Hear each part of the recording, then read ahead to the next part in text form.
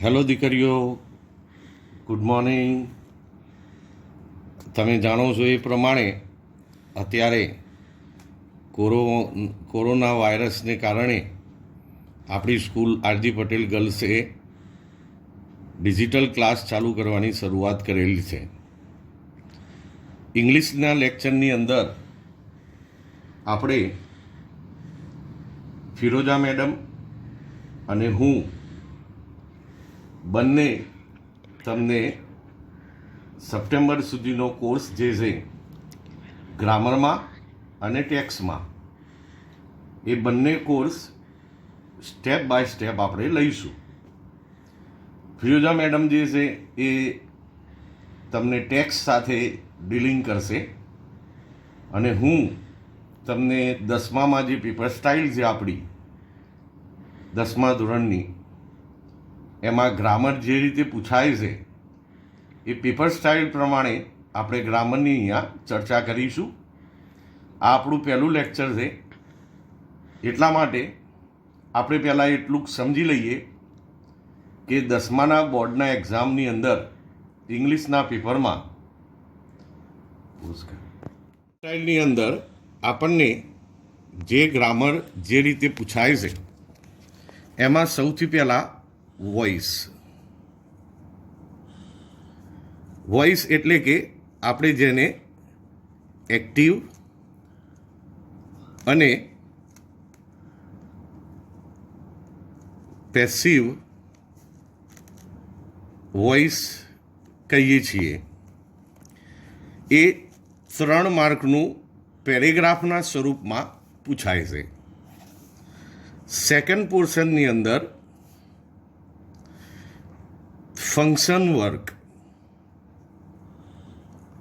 અલગ અલગ પ્રકારના વાક્ય રચનાઓ ઉપરથી આ ફંક્શન વર્ડ જે છે એ પેપરની અંદર 6 માર્કનું પૂછાય છે, જેમાં 3 માર્કના વાક્યો પૂરા કરવા અને 3 માર્કમાંથી કયા ફંક્શનનું આ વાક્ય છે એ વાક્યને આઈડેન્ટિફાય કરવાનું આવી રીતે 2 રીતે અહીંયા પૂછાતું હોય છે.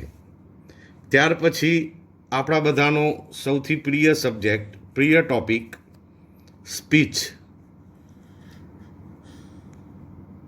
સ્પીચ એટલે કે ડાયરેક્ટ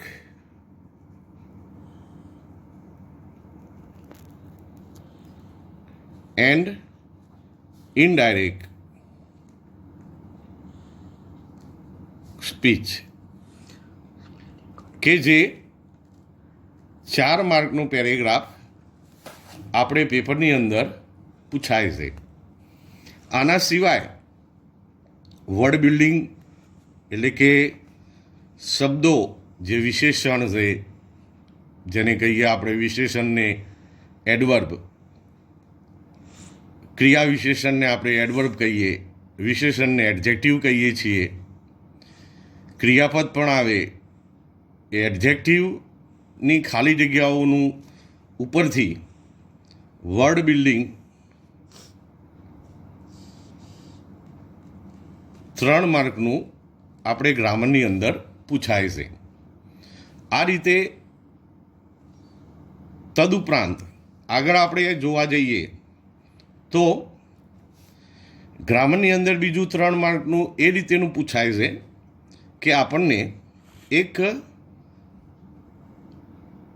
વાક્ય આપેલું હોય છે, એક સેન્ટેન્સ આપેલું હોય. દાખલા તરીકે, I have boat this book. આ રીતે એક વાક્ય આપ્યું હોય, એમાં એ આપેલા વાક્યની અંદર કોઈ પણ એક પોર્શનમાં આ રીતે લીટી દોરેલી હોય છે. ત્યાર પછી એમાં સેક્શન A, B, C અને D પ્રમાણે આ જે સેક્શન, એમાંથી તમારે આપણે આ વાક્યમાંથી આજે જે સેક્શન નીચે અંડરલાઇન કરેલી છે એ અંડરલાઇન કરેલું સેક્શન જે છે એ નીકાળવાથી આપણે નીચેનામાંથી કયો પ્રશ્નાર્થ બને જેને આપણે WH ક્વેશ્ચન તરીકે ઓળખીએ છીએ, જેમાં તમે 9મા ધોરણમાં આપણે શીખ્યા છીએ હુ, હુમ, વિચ, વાય, વેન, વેર, ઘણા બધા હાઉ મેની, હાઉ મચ, આવા પ્રકારના આપણા જે ક્વેશ્ચન માર્ક છે, ક્વેશ્ચન સેન્ટેન્સ છે, એ આપેલા ભાગ ઉપરથી, આપેલા વાક્ય ઉપરથી તમને આ પ્રકારના 4 ઓપ્શન આપેલા હશે કે લીટી દોરેલો ભાગ જે છે વાક્યનો, એ જો વાક્યમાંથી નીકાળી દેવામાં આવે અને એને પ્રશ્નાર્થ બનાવવામાં આવે તો એ પ્રશ્નાર્થ કયો હોઈ શકે સાચો ઓપ્શન. દાખલા તરીકે આ એક ઉદાહરણ છે, પેપરમાં આ રીતે પૂછાશે. આ એક ઉદાહરણ છે, તેમાં ધીસ બુક નીચે લીટી દોરેલી છે. હવે હું 4 પ્રશ્નાર્થ વાક્ય લખીશ. વોટ, એક પ્રશ્નાર્થ વાક્ય આ વાક્ય ઉપરથી હું બનાવું છું. વોટ હેવ આઈ બોટ, એક પ્રશ્નાર્થ. બીજો who has bought this book.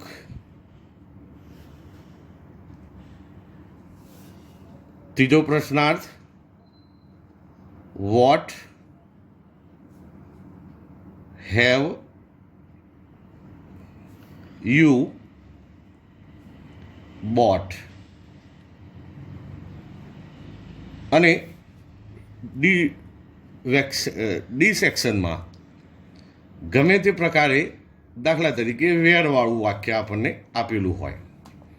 હવે આપણે આ રીતે જજ કરીને આ આપેલા વાક્યના નીચેના પોર્શનને નીકાળી દેવાથી આમાંથી કયું ઓપ્શન સાચું પડે, આ રીતેની સિસ્ટમથી 3 માર્કનું બીજું ગ્રામર પૂછાય છે, કે જેની અંદર કમ્પલસરી જે પોર્શન માટેનો આપણે ક્વેશ્ચન માર્ક બનાવવાનો હોય છે એ ક્વેશ્ચન માર્કની નીચે અંડરલાઇન કરેલી જ હશે. હવે દાખલા તરીકે આ એક ઉદાહરણ લખ્યું છે મેં, તો આમાં 2 પોસિબિલિટી તમને જોવા મળશે વધારે. એક છે વોટ હેવ આઈ અને what have you.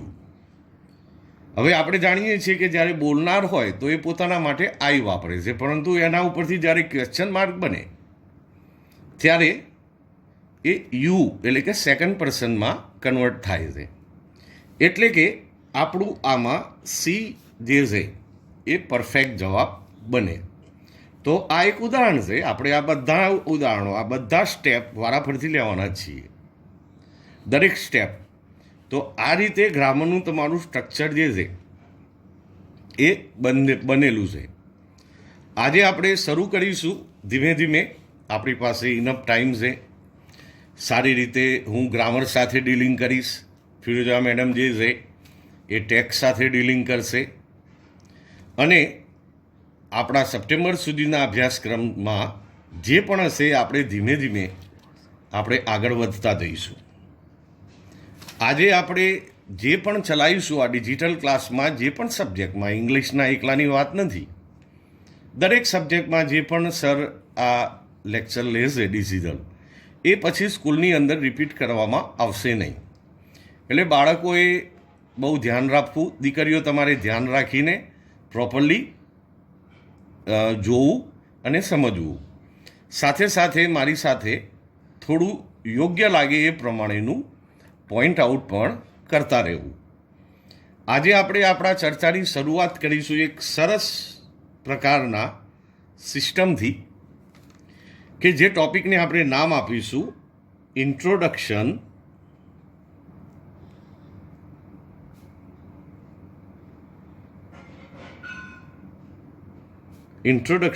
Of verbs. Introduction of verbs.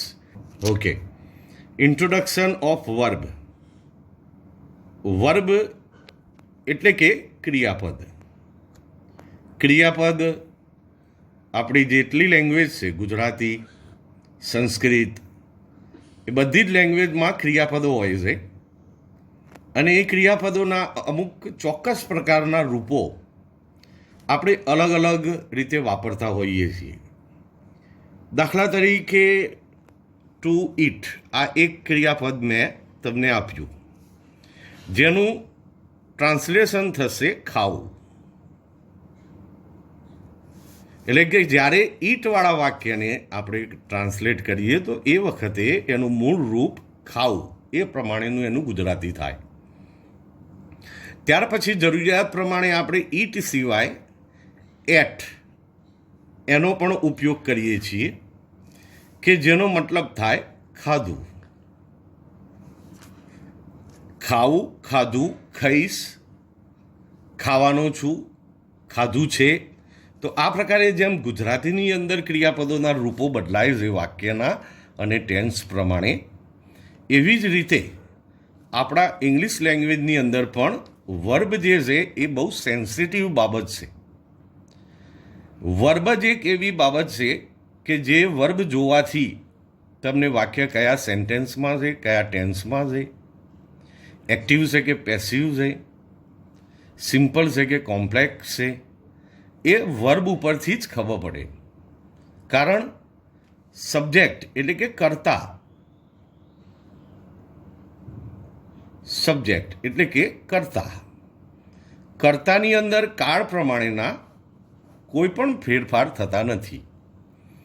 એ સિવાય વાક્યમાં એડજેક્ટિવ પણ આવે, એડવર્બ પણ આવે છે, કેટલાક વધારે જગ્યા બતાવતા શબ્દો પણ આવે, જેમ કે in the garden, on the platform, એવા પ્રકારના સમય બતાવતા પણ શબ્દો આવે, જેમ કે એટ ઇવનિંગ.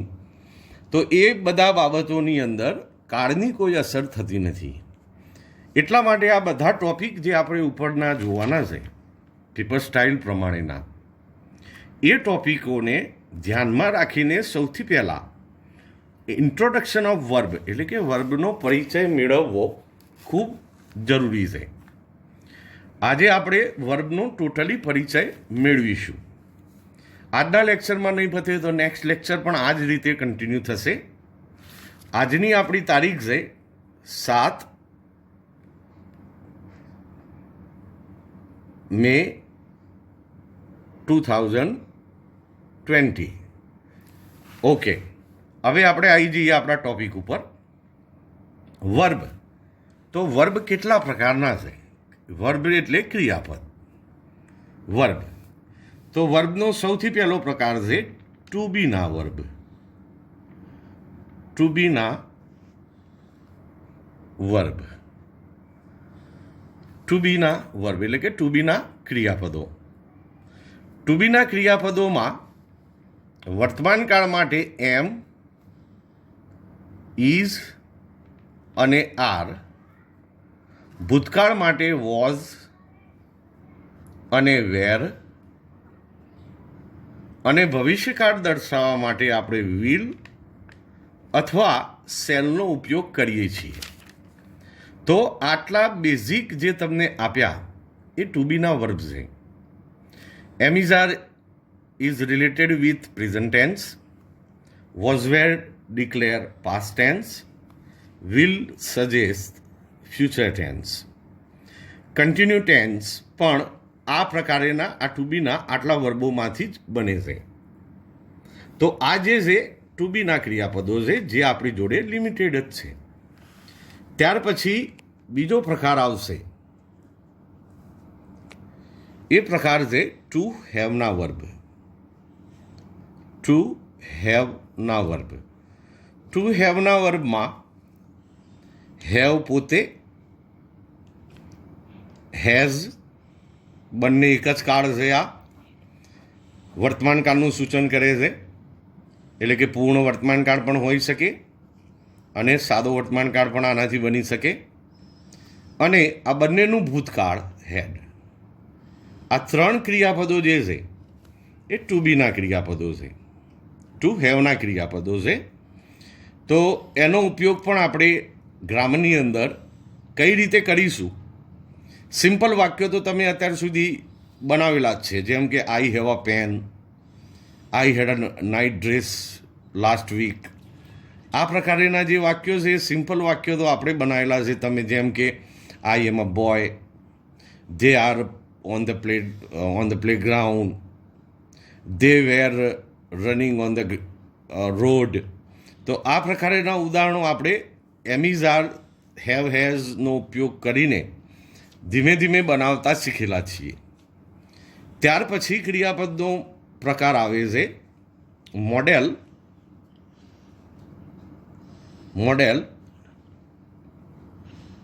ઓક્ઝિલરીઝ. આ એક વિશિષ્ટ પ્રકારના ક્રિયાપદો છે, મોડેલ ઓક્ઝિલરીઝ, જેની અંદર આપણે જોઈએ તો કેન અને એનું પાસ્ટ ટેન્સ કુડ,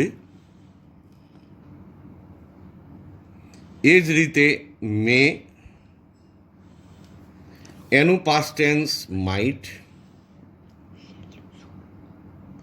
એ જ રીતે મસ્ટ, એનું ભૂતકાળ મસ્ટ જ થાય છે. કેટલીક વાર હેવ ટુ, હેઝ ટુ અને હેડ ટુ પણ મસ્ટના રૂપ કહી શકાય. તે જ રીતે શુડ, વુડ. તો આ જે છે એક પ્રકારના સહાયક ક્રિયાપદો છે, હેલ્પિંગ વર્બ્સ છે આ, જેને કહેવાય મોડેલ ઓક્ઝિલરીઝ. મોડેલ ઓક્ઝિલરીઝનો એક કોમન નિયમ છે કે એના પછી જે મુખ્ય ક્રિયાપદ આવે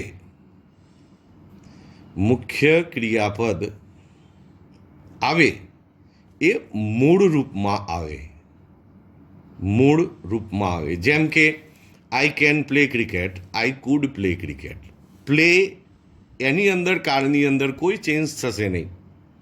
કેન વર્તમાન કાળ છે, કુડ એનું ભૂતકાળ છે. આઈ કેન પ્લે ક્રિકેટ તો એમાં પણ play, I could play cricket તો એમાં પણ પ્લે. એટલે કે મોડેલ ઓક્ઝિલરી પછી જે મુખ્ય ક્રિયાપદો કોને કહેવાય દીકરીઓ? મુખ્ય ક્રિયાપદો એટલે આપણી જે ક્રિયાઓ છે જીવન દરમિયાનની, ખાવાની, પીવાની, રમવાની, જોવાની, ઝઘડવાની, રડવાની, બરાબર. તો આ બધી જ જે ક્રિયાઓ છે એ ક્રિયાઓને આપણે મુખ્ય ક્રિયાપદ કહીએ છીએ. આના પછીનો ટોપિક એ જ છે આપણો. તો આ પ્રકારે 3 વર્બ ફરીથી રિપીટ સમજી લો. વર્બના પ્રકારો, આ જ્યાં સુધી તમે પ્રોપરલી સમજશો નહીં વર્બનું આખું સ્ટ્રક્ચર, ત્યાં સુધી તમને આ ગ્રામરના બીજા અમુક પોઈન્ટ જે છે, જેમ કે સ્પીચ છે, ડાયરેક્ટ ઇનડાયરેક્ટ છે, પેસિવ એક્ટિવ છે, એમાં તમને ખૂબ મુશ્કેલી અનુભવાશે. એટલા માટે અહીંયા વર્બનું ઇન્ટ્રોડક્શન મેં શરૂઆતમાં પહેલેથી એટલા માટે લીધેલું છે. તો આમ 3 પ્રકારના વર્બ અહીંયા આપણે જોયા.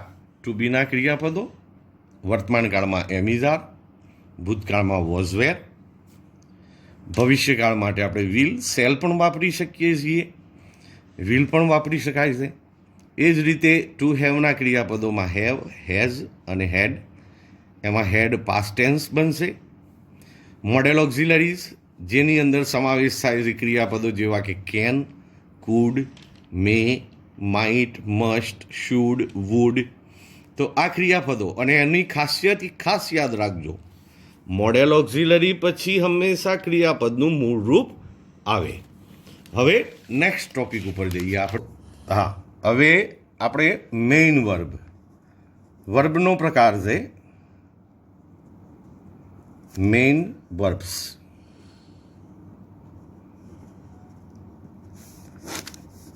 મેઇન વર્બ્સના હું તમને ઉદાહરણો આપું તો દાખલા તરીકે સ્પીક,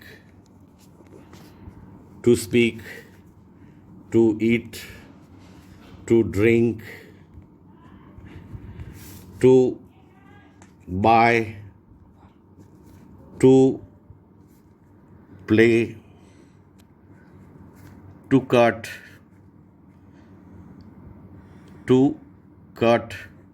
તો આ પ્રકારના જે ક્રિયાપદો છે એને મેઇન વર્બ કહેવાય.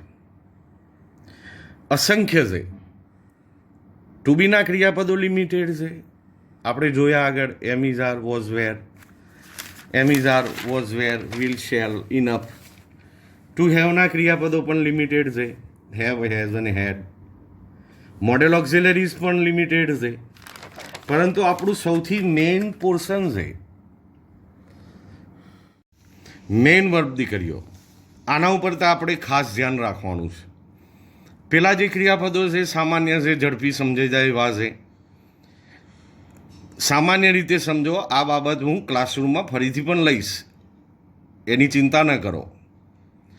મેઇન વર્બ જે છે, આ બધા મેઇન વર્બ છે. ઇન શોર્ટ જો હું કહું કે મેઇન વર્બ એટલે શું, મુખ્ય ક્રિયાપદો એટલે કે માણસ જન્મે અને મૃત્યુ પામે ત્યાં સુધી જે જે પ્રકારની ક્રિયાઓ કરે એ બધી જ ક્રિયાઓ જે છે એ મુખ્ય ક્રિયાપદો કહેવાય.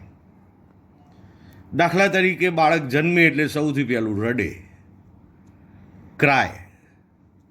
ત્યાર પછી વોક, ઈટ, સ્વિમ, ડ્રિંક, સ્કોલ્ડ. કોઈ કોઈને ઠપકો આપે તો સ્કોલ્ડ. તહેવાર કે એવું ઉજવીએ તો સેલિબ્રેટ, રમીએ તો પ્લે. હે ને? તો આવી રીતે મનુષ્ય જિંદગી દરમિયાન જે જે ક્રિયાઓ, રડવું તો વીપ. તો આવી રીતે જે ક્રિયાપદો છે એ બધા મુખ્ય ક્રિયાપદો કહેવાય. એમાં હવે થોડાક ડિટેલમાં જઈએ આપણે. મુખ્ય ક્રિયાપદો જેટલા છે એના કુલ 4 રૂપો થાય. દાખલા તરીકે હું સમજાવું તમને. અહીંયા સ્પીચ ઉદાહરણ લઉં. સ્પીક, આ એક સ્પીક ઉદાહરણ લીધું મેં. હવે એના 4 રૂપો થાય. 4 રૂપો થાય. આ એક સ્પીચ એક ઉદાહરણ છે, એક એક્ઝામ્પલ છે. દરેક ક્રિયાપદના આવા 4 રૂપો થાય. જે સમજાવવા માટે મેં સ્પીક જે વર્બ છે એ એક ઉદાહરણ તરીકે લીધેલું છે. આ સ્પીક ક્રિયાપદનું કઈ રીતે સ્ટ્રક્ચર છે એનું વર્બનું, તો સ્પીક ક્રિયાપદનું સ્પીક પોતે એટલે કે મૂળ રૂપ. સીધી વાત છે, જે પણ ક્રિયાપદ હોય એનું મૂળ રૂપ એ પોતે જ કહેવાય. ત્યાર પછી એનું બીજું રૂપ થાય સ્પોક.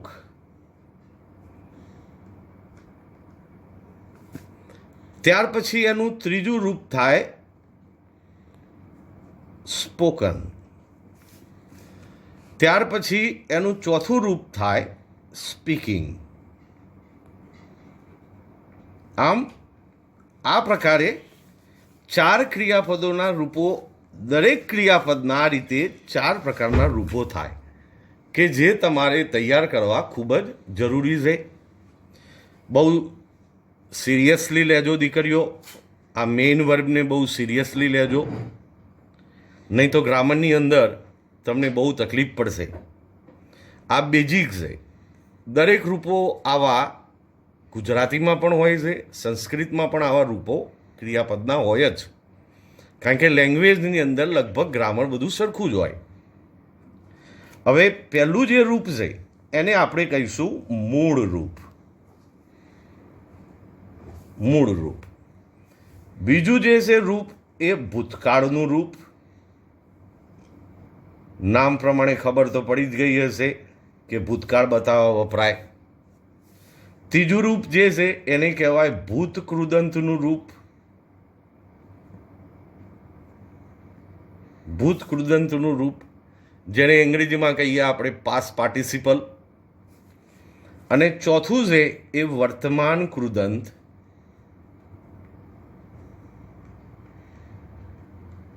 વર્તમાન કૃદંતનું રૂપ. આ પ્રકારે 4 રૂપોના નામ છે. જે રીતે સ્પીકના થયા એવી જ રીતે દરેક ક્રિયાપદના આ રીતેના 4 રૂપો થાય. પરંતુ એમાં નિયમ નથી કે જેવી રીતે સ્પીકનું બન્યું તો એવી રીતે ડ્રિંકનું પણ બને, કટનું પણ બને. અલગ અલગ હોય છે. આમાં કોઈ સ્પેશિયલ બાબત નથી કે એવા કોઈ પર્ટિક્યુલર રૂલ્સ નથી કે જે રૂલમાં રહીને આપણે શીખી શકીએ કે આ રૂપો આ રીતે હોય, પણ મારાથી જેટલો પ્રયત્ન બનશે એટલા ઇઝીલી હું એમને સમજાવવાનો પ્રયત્ન કરીશ. હવે અહીંયા આપણે સ્પીક ઉદાહરણ લીધેલું અને એના ઉપરથી જોયું 4 એના પ્રકારો પડે. સ્પીક સિવાય પણ આવી રીતે 4 પ્રકારો દરેક ક્રિયાપદના થાય. હવે આ જે 4 પ્રકારો છે આપણા, એ 4 પ્રકારોમાં આપણે જોવા જઈએ, ડિફરન્શિએટ કરવા જઈએ તો સૌથી પહેલું, સૌપ્રથમ એવા પ્રકારના ક્રિયાપદો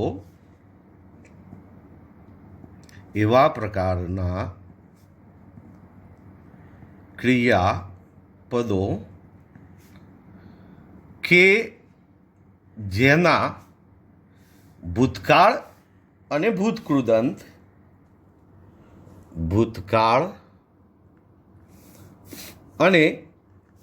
ભૂતકૃદંત સરખા થાય. બીજી એક વસ્તુ અહીંયા ક્લિયર કરી દઉં તમને. આ બે વચ્ચેના જે રૂપ છે, ભૂતકાળનું રૂપ અને ભૂતકૃદંતનું રૂપ, આ ઇમ્પોર્ટન્ટ છે.